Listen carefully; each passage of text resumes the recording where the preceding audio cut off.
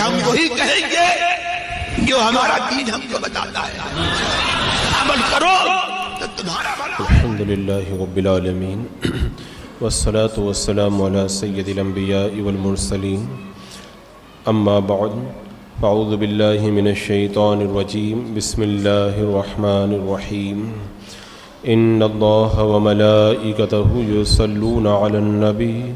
یا ایہا الذین آمنوا صلوا علیہ وسلموا تسلیما، اللہم صلی علی سیدنا وشفیعنا وحبیبنا ومولانا محمد وبارک وسلم صلاۃ وسلام علیک یا رسول اللہ صلی اللہ تعالی علیہ وسلم۔ پچھلی آیات میں یہ گزرا تھا کہ اصحاب کہف 300 سال سے زیادہ عرصہ تک سوئے رہے۔ اس کے بعد میں اللہ تعالیٰ نے ارشاد فرمایا وَكَذَلِكَ بَعَثْنَاهُمْ لِيَتَسَاءَلُوا بَيْنَهُمْ، اور یوں ہی ہم نے ان کو جگایا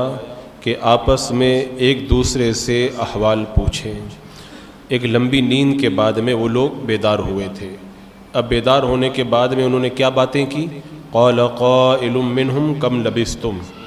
ان میں سے ایک کہنے والا بولا کہ تم یہاں کتنی دیر رہے؟ قالوا لبثنا یوما او بعد یوم، کچھ بولے ایک دن رہے یا دن سے کم، یعنی بیدار ہونے کے بعد میں جب انہوں نے آپس میں باتیں کی کہ ہم کتنی دیر سے سو رہے ہیں، تو ایک نے کہا کہ لگتا ہے کہ ایک دن یا اس کا کچھ حصہ ہوا ہے۔ اصل میں اس کی وجہ یہ تھی کہ صبح کے وقت میں وہ غار میں داخل ہوئے تھے اور اللہ تبارک و تعالیٰ نے ان کو دن کے آخری حصے میں اٹھایا تھا،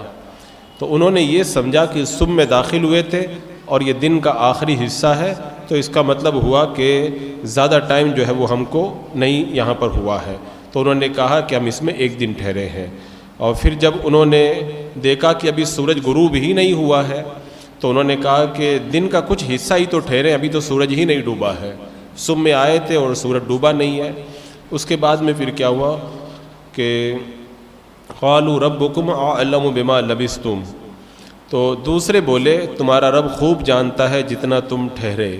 یعنی ان میں سے دوسرا ایک شخص اللہ تبارک و تعالیٰ نے جس کو الہام کے ذریعے یا کسی طریقے سے خبردار کر دیا، اس نے جب غور کیا تو اس کو یہ سمجھ میں آیا کہ ہم جلدی نہیں سوئیں، کافی ٹائم ہو گیا ہے، تو اس نے کہا کہ باقی سب باتیں چھوڑو، اب اللہ ہی کو پتہ ہے کہ ہم لوگ کتنا رکے ہیں، ابھی جو بھوک لگی ہے اس کا انتظام ہونا چاہیے۔ تو انہوں نے کہا فَبَعَثُوا أَحَدَكُمْ بِوَرِقِكُمْ هَذِهِ إِلَى الْمَدِينَةِ، تو اس نے کہا کہ اپنے میں سے ایک کو یہ چاندی لے کر شہر میں بھیجو، فَلْيَنْظُرْ أَيُّهَا أَزْكَىٰ طَعَامًا، پھر وہ غور کرے کہ وہاں کون سا کھانا زیادہ ستھرا ہے، فَلْيَأْتِكُمْ بِرِزْقٍ مِّنْهُ، کہ تمہارے لیے اس میں سے کھانے کو لائے، وَلْيَتَلَطَّفْ وَلَا يُشْعِرَنَّ بِكُمْ أَحَدًا، اور ہرگز کسی کو تمہاری اطلاع نہ کرے،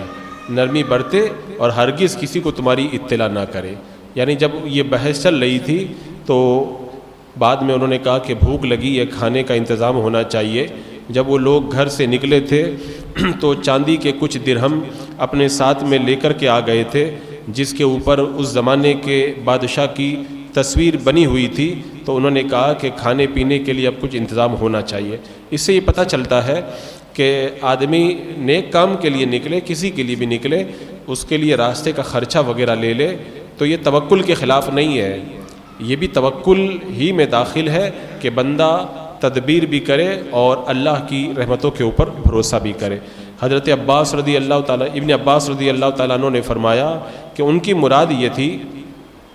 کہ جاؤ اور جا کر کے تحقیق کرو، حلال ذبیحہ لے کر کے آؤ۔ انہوں نے کہا تھا نا کہ ایوا اسکا طعامن، ستھرا کھانا ہے وہ لے کر کے آؤ، تو چونکہ ان کے شہر میں عام لوگ مجوسی تھے اور ان میں ایسے لوگ بھی تھے جو اپنا ایمان چھپا کر کے رکھتے تھے، تو کہا جو کھانا لینے جا رہا ہے اس کو چاہیے کہ کھانے کے اندر تحقیق کرے اور جو حلال ذبیحہ ہو وہ حلال ذبیحہ ہی لے کر کے ہمارے پاس میں آئے۔ اب اس کے بعد میں پھر آگے کیا ہوا، اس کو اللہ تبارک و تعالیٰ نے دوسری آیت کریمہ میں پھر ارشاد فرمایا کہ انہم ان یظہروا علیکم یرجموکم، بے شک اگر وہ تمہیں جان لیں گے تو تمہیں پتراؤ کریں گے۔ یعنی جو کھانا لینے جا رہا ہے اس کو سمجھا رہے ہیں خود دھیان سے جانا، اگر پتہ چل گیا تو پتراؤ کریں گے۔ پتراؤ کریں گے کا مطلب یہ ہے کہ جس کے بارے میں ان کو پتہ چل جاتا تھا کہ یہ اہل ایمان میں سے ہے تو اس کو طرح طرح کی سزائیں دیتے تھے۔ ایک سزا تو یہ تھی کہ جو شخص بت پرستی نہیں کرتا تھا اس کو قید کر دیتے تھے، دن رات کوڑے لگواتے، اور یہ سلسلہ 1 دن اور 2 راتوں تک رہتا تھا۔ اور کوڑے کھانے سے اگر وہ مر جاتا تب تو کوئی بات نہیں، اگر وہ نہیں مرتا تھا تو اس کو مشرک بننے پر آمادہ کرتے تھے۔ وہی کہا یرجموکم او یعیدکم فی ملتہم، تمہیں پتراؤ کریں گے یا اپنے دین میں پھیر لیں گے۔ تو یہ وہ سزا دیتے تھے۔ اور کسی کو بادشاہ مہلت دیتا تھا کہ تم کو 1 دن کا ٹائم دیا جاتا ہے، سوچ کر کے آؤ تم، اور اگر کوئی مہلت پا کر کے بھاگ جاتا تھا پھر پکڑا جاتا تھا تو اس کو پتھر مار مار کے ہلاک کر دیتے تھے۔ تو چونکہ یہ مہلت ان کو ملی تھی کہ کل تم کو جواب دینا ہے،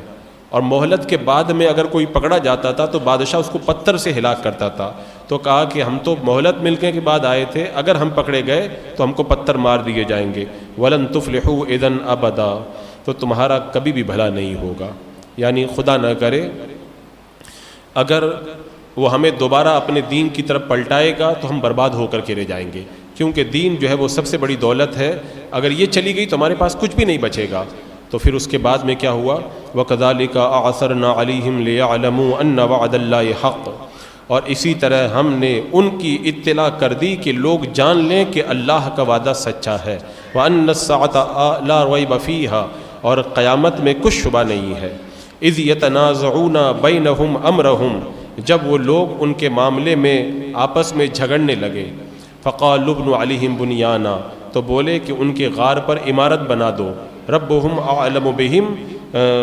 ان کا رب انہیں خوب جانتا ہے۔ قال الذين غلبوا على امرهم لنتخذن عليهم مسجدا، وہ بولے جو اس کام میں غالب رہے تھے کہ قسم ہے ہم تو ان کے اوپر مسجد بنائیں گے۔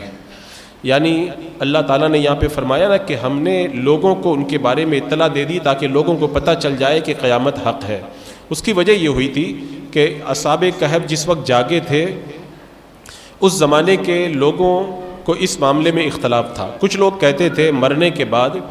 جسم اور روح دونوں کو اٹھایا جائے گا، کچھ لوگ یہ کہتے تھے کہ مرنے کے بعد صرف روح کو اٹھایا جائے گا اور جسم کو جو ہے وہ زمین کھا جائے گی، اور کچھ لوگ جو ہے مرنے کے بعد دوبارہ زندہ ہونے کا انکار کرتے تھے۔ تو اس زمانے کا جو بادشاہ تھا اس نے گڑ گڑا کر کے اللہ کی بارگاہ میں بار بار دعا کی، اے اللہ کوئی ایسی نشانی دکھا دے جس کی وجہ سے یہ مسئلہ جو ہے بالکل واضح ہو جائے مرنے کے بعد زندہ ہونے والا۔ تو اللہ تبارک و تعالیٰ نے ان کے سامنے اصحاب کہف کے معاملے کو ظاہر کر دیا۔ اسی کو اللہ تعالیٰ نے فرمایا کہ ہم نے ان کی اطلاع کر دی کہ لوگ جان لیں کہ اللہ کا وعدہ سچا ہے اور قیامت میں کچھ شبہ نہیں ہے۔ یعنی اتنی لمبی نیند کے بعد میں جب اللہ تعالیٰ بیدار کر دیتا ہے تو موت کے بعد بھی اللہ تعالیٰ دوبارہ زندہ فرما دے گا۔ تو لوگوں نے کہا کہ جب اللہ تعالیٰ اس پر قادر ہے کہ 309 سال کے بعد میں ان کے جسم بھی سلامت ہے اٹھ کر کے آ گئے، تو اس کا مطلب یہ ہے کہ مرنے کے بعد اللہ تعالیٰ جسموں کو بھی اٹھائے گا اور ساتھ میں روحوں کو بھی اٹھائے گا۔ تو اس وقت لوگوں کے اوپر حقیقت بالکل واضح ہو گئی۔ اچھا، جب یہ سب مسئلہ ہو گیا، میں نے پورا واقعہ بیان کیا تھا، اس کے بعد میں ان کا آپس میں اختلاف ہو گیا۔ اختلاف کیا ہوا؟ فَقَالُوا ابْنُوا عَلَيْهِمْ بُنْيَانًا، بولے ان کی غار پر عمارت بنا دو۔ یعنی یہ باتیں کر رہے تھے، اسی درمیان اللہ تبارک و تعالیٰ نے اصحاب کہف کے اوپر نیند کو طاری کر دیا۔ اب وہ لوگ سوئے تو حقیقت کے اندر گویا کہ ان کا انتقال ہو گیا تھا، اور اب اس کے بعد میں لوگوں نے کہا کہ کیا کریں؟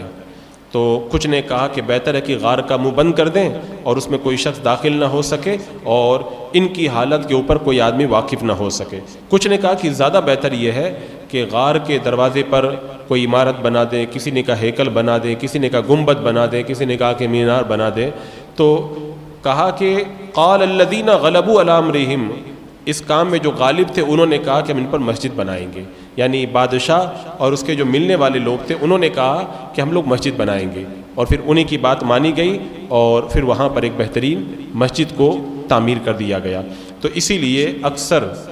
علماء، مفسرین، محدثین کے نزدیک اس آیت کریمہ کی روشنی کے اندر اللہ والوں کے مزار پر ان کی یادگار قائم کرنا جائز ہے، اور اللہ والوں کے قریب میں مسجد بنانا اور عمارت تعمیر کرنا، اس سے برکت حاصل کرنا، یہ بلا شبہ جائز ہے۔ اور